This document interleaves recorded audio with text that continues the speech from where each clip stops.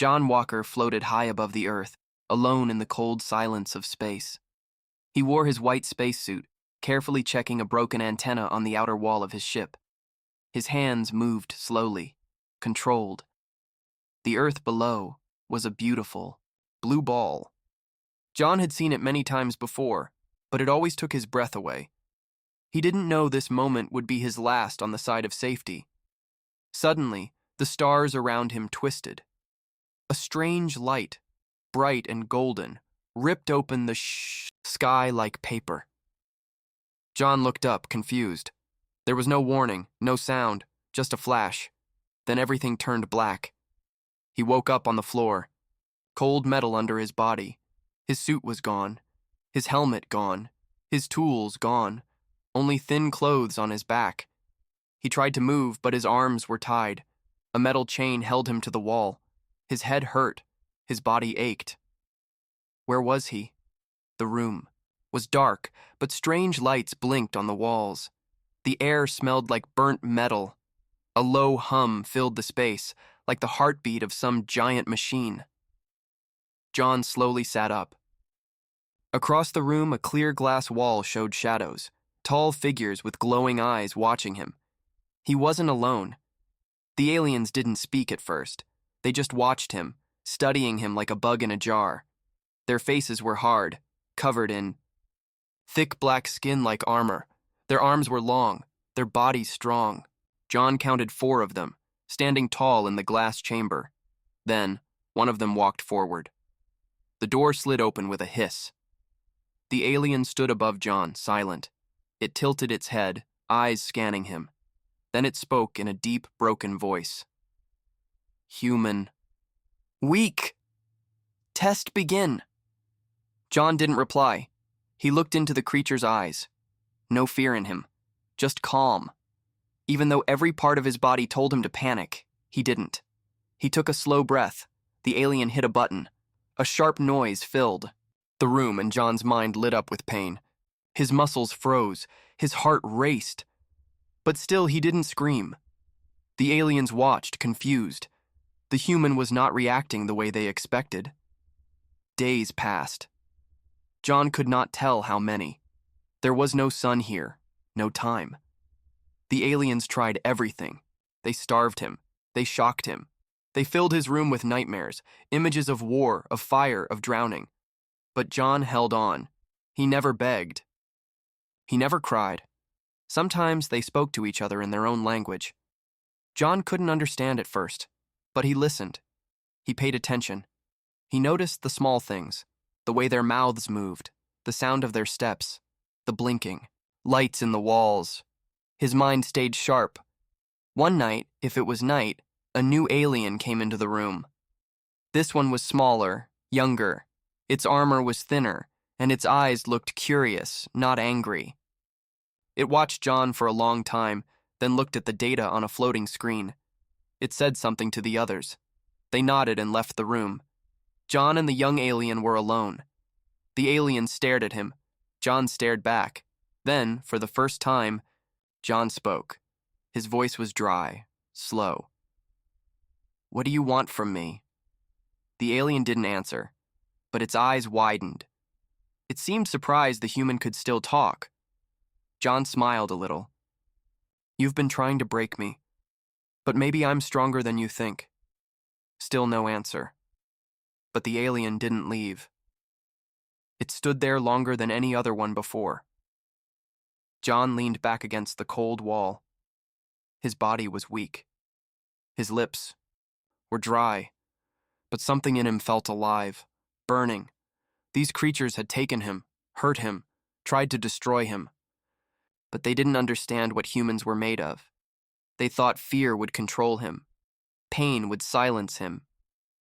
But they were wrong. As he closed his eyes for a moment, he made a silent promise. "I will not break. I will not beg. And if I get the chance, I will show them what it means to be human." Outside the glass wall, the young alien looked down at John's file. Something didn't make sense. The numbers showed suffering, but also something else. growth, resistance, learning. It whispered to itself in its own language. Impossible. Inside the cell, John opened his eyes again and stared at the ceiling. Something was coming, and he would be ready. The days after John's capture were dark and long. He could not see the sun or the stars. The metal walls around him hummed quietly, like a giant heart beating slowly. The chains on his wrists were cold and heavy, but John did not give up. His mind was sharp, even though his body was weak. The aliens wanted to break him. They used strange machines and lights to hurt his mind. They showed him terrible visions. Sometimes John saw his family crying. Sometimes he felt like he was falling into a deep, endless pit. The pain was so real his body shook, but his mind stayed strong. The leader of the aliens was a tall creature named Zar. Zar was proud and cruel. He believed humans were weak, easy to break. "You will obey," Zar said in a voice like thunder. "Your mind will break." John listened, but he said nothing. Inside, he learned their language. Slowly, he heard the sounds, the words, the strange way they spoke. His mind worked like a puzzle, fitting pieces together. He wanted to understand everything. One day, Zar ordered a new test. John was put in a small room filled with strange machines. Lights flashed, sounds screamed, and John felt his mind twisting like a storm. He wanted to cry out, he wanted to run, but he did not. He closed his eyes and breathed slowly. He remembered his training, his years in space. He remembered who he was. Outside the room, the aliens watched the screens. They expected John to scream, to lose his mind, but John stayed quiet. He looked calm. In the same room, Ricard, the young alien scientist, was watching closely. He was different from the others. He did not want to hurt John. He was curious. Why was this human so strong? Why did he not break? Ricard spoke softly to himself. This is not normal. John's mind kept working. He learned how the machines worked. He understood the lights, the sounds. He even found a pattern. When the machine flashed red, it was safe. When it flashed blue, pain was coming. Slowly, John used this knowledge. When the red light came, he took a deep breath and relaxed. When the blue light flashed, he held still and did not scream. The pain passed like a wave. The aliens grew frustrated.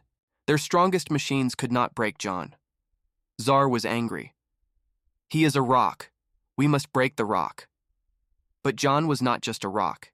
He was a man who did not give up. One day, while the machines were quiet, John did something no one expected.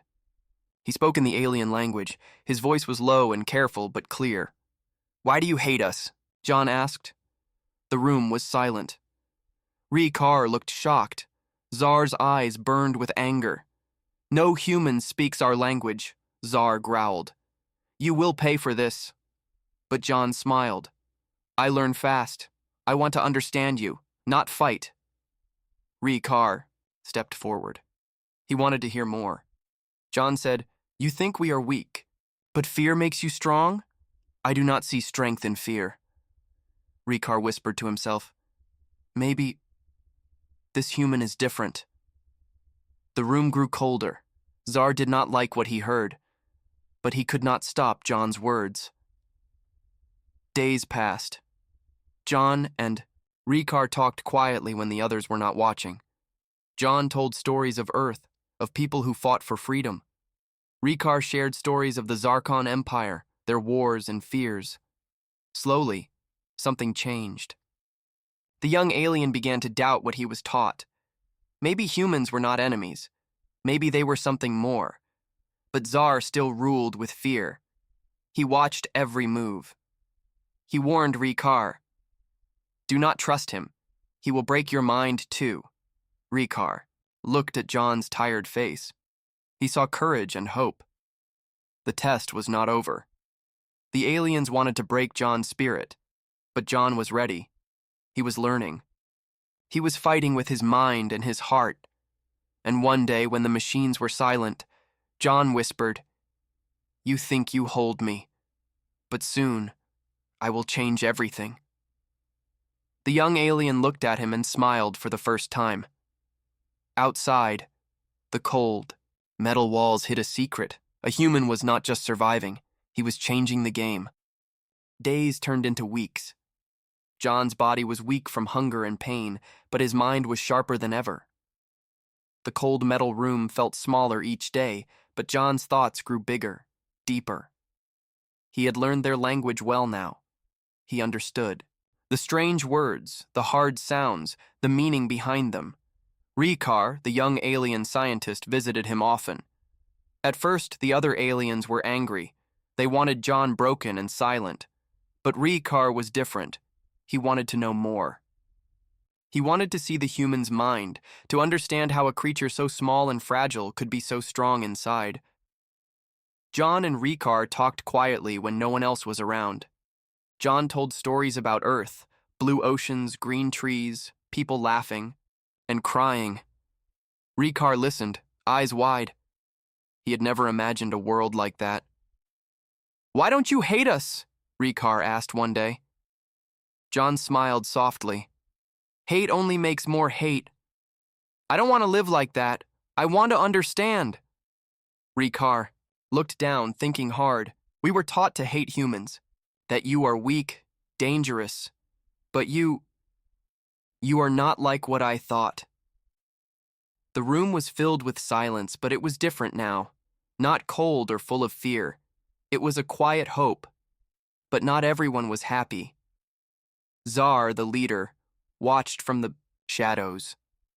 He did not trust this friendship. "You must stop," he said to Rikar. "The human is a threat." Rikar shook his head. "He is teaching me to think." One night, John was asleep when strange lights woke him. The aliens had brought new prisoners, humans. But these humans were broken, scared. They screamed and begged for mercy. John looked at them with sadness. He knew this could be him if he gave up. The next day, John spoke to Rikar. "They want to break all humans like this, but I will not let them. I will be stronger, for all of us." Rikar nodded. "I will help you." Together, they began to plan. John studied the prison. He watched the guards, the cameras, the control panels. He saw small weaknesses, the places where the lights flickered, where the guards slept for a moment. He learned the routines. Rikar brought John new tools, small devices that looked like stones but held power John had never seen. They were a gift from the young alien who now believed in him. One day, the Zarkon Council came to visit. They wanted to see the broken human. When they entered the room, they were surprised. John stood tall, his eyes bright. The council sneered. "You have not broken him," Zar growled. "No, he is stronger." John looked at the council and said in their language, "Strength is not pain. Strength is in hope, in choice." The room went silent. Some aliens looked angry, others confused. Rikar stepped forward. "He shows us a new way," the council shouted. "He is dangerous. Kill him before he changes us all." John raised his hand. "Listen, I am not your enemy. Your empire is built on fear, but fear will destroy you.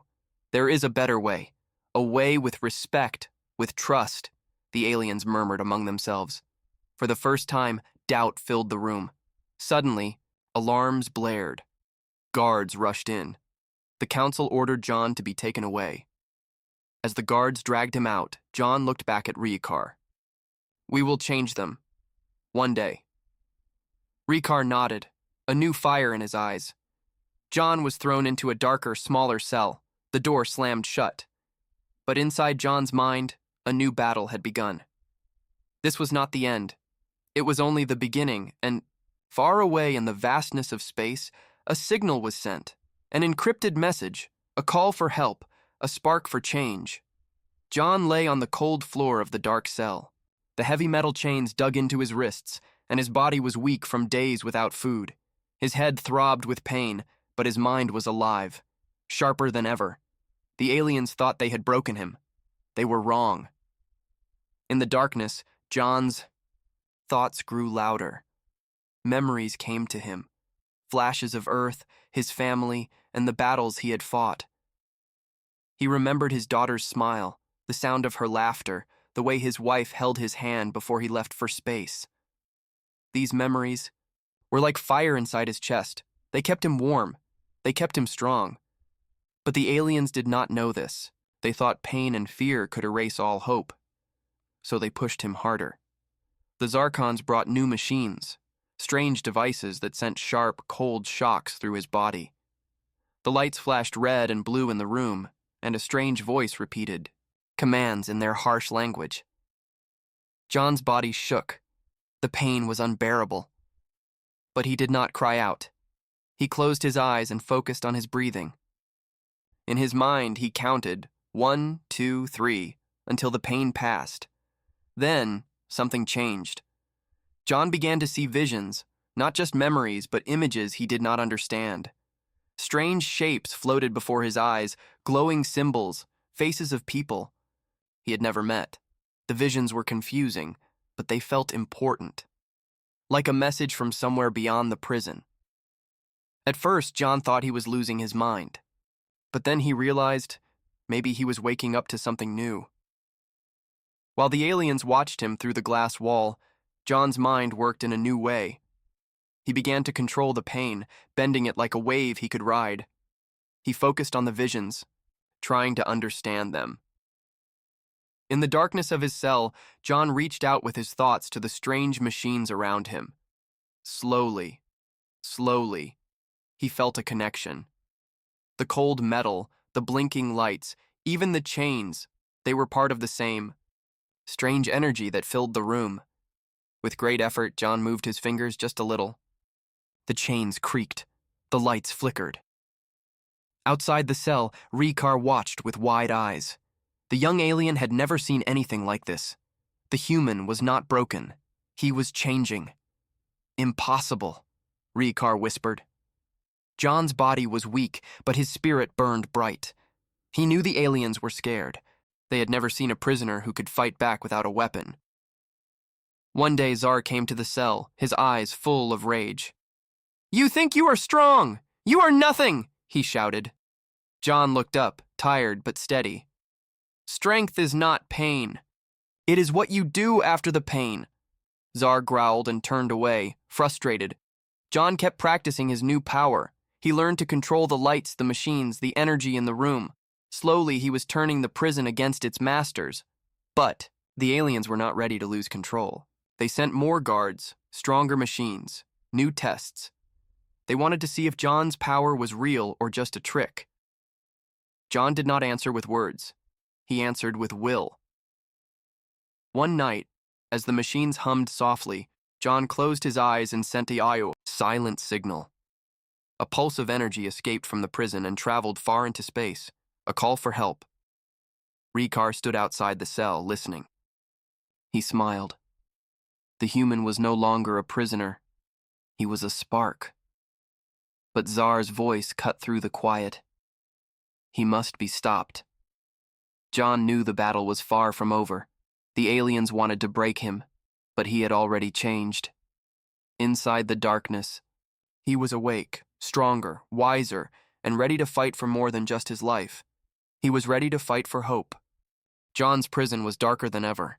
His body ached, and his spirit felt the heavy weight of days in chains. But inside him, a fire burned brighter than before. The pain, the fear, the loneliness, they could not touch his hope. Rikar visited, him again, more often now. The young alien had changed. He no longer saw John as just a prisoner. He saw a teacher, a fighter, a man who could change everything.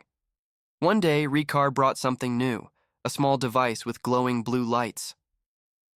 "This can help," he said quietly. "It can open doors." John took the device with careful hands. It was light, but powerful. For the first time in weeks, he felt a spark of freedom. Together, they planned. John learned more about the prison from Rikar, the schedules of the guards, The weaknesses in the security system, the secret ways the aliens controlled everything. He knew it would not be easy. The aliens were powerful and Zar was angry. But John was ready. One night when the guards were fewer and the halls were quiet, John used the device. A soft click, then a door slid open. John slipped out of his cell, his heart pounding. He moved, carefully, using every lesson he had learned. His steps were quiet, his breath steady. He was a shadow in the dark. As he walked through the cold halls, John saw other prisoners, humans and aliens alike, eyes wide with fear and hope. When they saw John, their faces lit up. He was a symbol now, a sign that they could fight back. John found Ricard waiting at the next door. The young alien handed him another device. "This will help us reach the control room," he whispered. John nodded. They moved together through the maze of corridors, avoiding guards and cameras. Each step was a test of will, a battle against fear. Finally, they reached the control room, a large space filled with glowing panels and blinking lights. John's heart raced. This was the heart of the prison. With Riakar's help, John used the devices to hack the system. The screens flickered, then changed. Doors unlocked. Alarms silenced. A voice crackled over the loudspeakers. "Attention, all prisoners! Freedom is near!" The other prisoners cheered quietly, hope filling the air. But the victory was not yet complete. Zar appeared in the doorway, his eyes blazing. "You will not escape!" he shouted. Guards rushed in, weapons raised. John stood tall. "I am not just a prisoner, I am a fighter, and I am not alone." The battle was fierce. John and Ricard fought side by side. The prisoners joined in, their fear turning into courage. Slowly the tide turned. Zar's guards fell back. The control room was theirs. John looked at the young alien. "This is just the start. We will change everything." Ricard smiled. Together. Outside, the cold stars watched silently. A human had escaped. A new hope had risen, and the story was far from over. The prison halls echoed with the sounds of footsteps and shouts. John and Ricard led the freed prisoners through the twisting corridors, every corner filled with danger. The alarms blared louder now, a storm of warning across the station. Guards poured from hidden doors, their weapons raised, ready to fight. John's heart pounded, but his mind was clear. This was no longer just about escape. It was about fighting for something bigger: freedom, truth, and a future where fear did not rule. "Move fast!" John shouted. "We need to reach the main chamber." Ricard beside him nodded. His eyes shone with determination. "They will send the Zarkon soldiers. We must be ready." The group pressed forward. Many of the prisoners were weak, but their spirits burned bright. John saw hope in their eyes, hope that had been crushed for too long. Suddenly, heavy footsteps thundered behind them. Zar appeared, taller and angrier than ever. His voice cut through the noise like a blade. "You think you can change us? You are fools!" John stepped forward, his voice calm but strong. "We are not fools. We are living proof that fear is not power. Your empire is built on lies, but lies can be broken." Zar laughed, a cold, cruel sound. "You speak of lies? Humans are the liars. You destroy worlds. You bring war." John shook his head. "We are not perfect, but we learn. We change. Unlike you, who keep others trapped in darkness." The guards raised their weapons. The battle began. Blasts of light and energy filled the halls. John ducked behind a pillar, firing back with a weapon Ricard had given him, a small, glowing device that sent pulses of energy to disable machines and stun enemies. Ricard fought fiercely beside him, using his own strange alien weapon. Together they pushed forward, protecting the weak prisoners. In the chaos, John spotted Zar charging towards him. The leader's eyes burned with hate. "You cannot win!" Zar growled, swinging a heavy metal staff. John dodged, then countered with a quick strike from his energy device. The staff clanged against the wall. You are strong, Zar said, breathing hard. But strength without heart is nothing. John stepped closer. Then let me show you what heart means. John's voice was steady, filled with the power of his belief. You have been trapped by fear, but fear is a cage. You can choose to open the door. Zar's eyes flickered with confusion. The battle paused for a moment. The guards hesitated. John continued. We can live in fear, or we can live in hope. You can keep the chains, or you can break them. Rikar shouted, Listen to him, he speaks truth. The room fell silent. The soldiers looked at each other, unsure. Some lowered their weapons. The power of John's words spread like fire. Zar's face twisted with anger and fear. You betray your own people! But it was too late. The chains of fear were breaking. One by one, the guards dropped their weapons. Some walked away, others knelt down. John looked around, heart swelling with hope. This is our chance. Together, we can build something new. Rikar stepped forward, raising his hand to the crowd. We will end the war. We will learn from each other. A new voice rang out from the back, a female alien, one of Zar's council. Perhaps we have been wrong. Zar, defeated, but still proud, stepped back into the shadows. This is not over. But John knew it was a beginning. Outside the prison, ships waited to carry the freed prisoners to safety. John looked up at the stars, thinking of Earth, of home, and the long road ahead. He smiled. The battle of beliefs was won, but the war for peace had just begun. The cold stars shone brightly outside the prison ship as it moved through space. Inside, the freed prisoners gathered quietly. They were tired, bruised, but their eyes held a new light, a light of hope. John stood near the window, looking out at the vast darkness. The same darkness that had once felt like a prison now seemed like a sea of endless possibilities. He thought of Earth, his home, and the people waiting for him. But he knew he was not the same man who had been captured. He had changed. And so had the aliens. Rikar stood beside him, the young alien who had become his friend, his ally. We have many challenges ahead, Rikar said softly. The Zarkon Empire will not forget what happened here. John nodded. Change is never easy. But it is necessary. Fear keeps us apart. Understanding brings us together. The prisoners gathered in the main hall. Many spoke quietly to each other, sharing stories of survival and dreams of peace. The alien councilwoman, who had spoken in the battle, stepped forward. Her voice was calm and strong.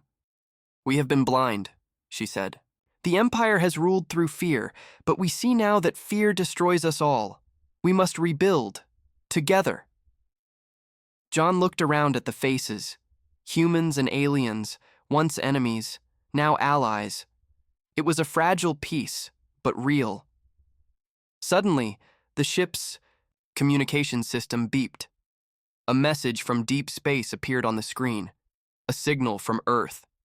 Relief and joy filled the room. Help was coming. John felt a warmth in his chest. He knew his fight was not just for himself or for the prisoners. It was for all who dreamed of freedom. That night, John stood alone on the observation deck. The stars were silent witnesses to the new path ahead. He whispered to the stars, We are more than our fears. We are stronger together. Rikar joined him, looking out at the stars. What will you do now, John? John smiled. I will help build a new future, one where humans and aliens can live as friends, not enemies. Rikar nodded. I will stand with you. Together, they looked toward the horizon, the endless darkness filled with light. The galaxy was vast, full of danger and wonder. But for the first time, John believed in something greater than war and fear. He believed in hope. The ship moved forward, carrying its passengers toward a new dawn. A dawn of peace, understanding, and the promise that even the smallest light can change the darkest night. And so, John's story was not just about survival. It was about courage, change, and the power of one person to break chains and build bridges. The aliens had tried to break him for days. Instead, he changed their beliefs. And in doing so, he changed the galaxy forever.